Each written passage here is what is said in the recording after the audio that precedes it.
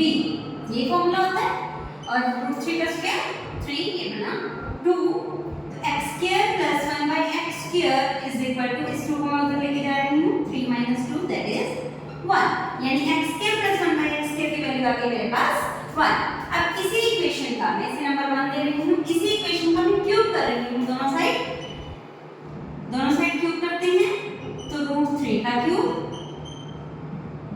इस पर फॉर्मूला लगाते हैं a प्लस b का whole cube, a cube plus b cube plus 3ab into a plus b।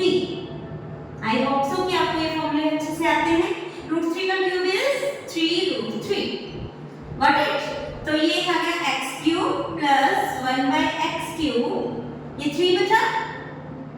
x plus 1 by x की value from number 1 equation is root 3 is equal to 3 root 3, इधर भी 3 root 3, इधर भी 3 root 3, cancel out, तो ये बना x की power 3 upon 1 plus x cube equals to 0। Clear? यहाँ से मैं एलसीएम ले रही हूँ, तो क्या आ गया, x की पावर 6 प्लस 1, ऐसे आई थिंक आप ले सकते हैं, इक्वल्स टू 0, तो x की 6 इक्वल्स टू -1।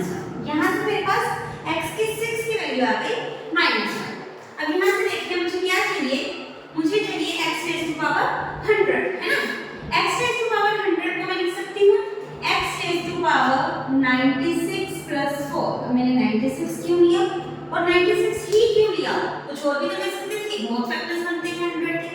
मेरे पास वैल्यू है x रेज़ टू पावर 6 की, है ना, x रेज़ टू पावर 6 की वैल्यू है -1, तो मैंने 100 में से 6 का मल्टीपल ले लिया, 6 का मल्टीपल इज 96, तो इसलिए मैंने इसे लिखा 96 प्लस 4, तो मैं इसे लिख सकती हूँ x raise to power 96 into x raise to power 4।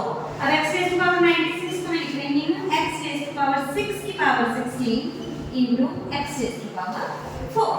ऐसा क्यों किया, वही चीज मैंने अभी बताया कि x रेज़ टू पावर 6 की हमारे पास वैल्यू थी, what is that, -1 raise to power 16 into x raise to power 4, और -1 की पावर ओड हो तो -1 होती है और इवन हो तो +1 होती है, यू ऑलरेडी नो दैट।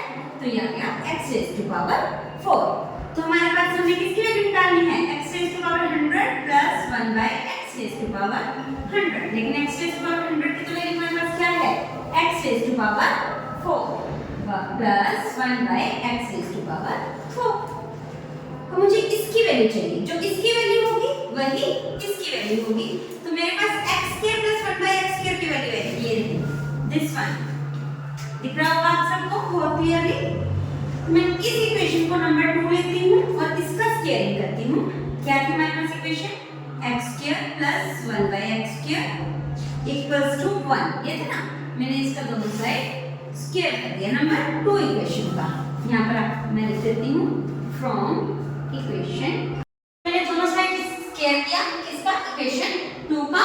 ऐसा क्यों किया, क्योंकि मुझे x की 4 चाहिए, x की 4 कैसे आएगी, x स्क्वायर का स्क्वायर करके, इसलिए मैंने इसका दोनों साइड स्क्वायर किया। इस पर भी फॉर्मूला लगाते हैं, a square plus b square plus 2ab, ये फॉर्मूला होता है, equals to 1 plus square is 1, x square से x स्क्वायर कैंसिल, तो ये आ गया x की 4 प्लस 1 बाय x की 4 इज इक्वल टू 2 को मैं ऊपर लेके जा रही हूँ, 1 माइनस 2 दैट इज -1, यानी इसकी वैल्यू आ गई हमारे पास -1, और ये किसके इक्वल था, जो हमने फाइंड आउट करना था, दैट इज जो हमने निकालना था उसकी वैल्यू आ गई हमारे पास -1।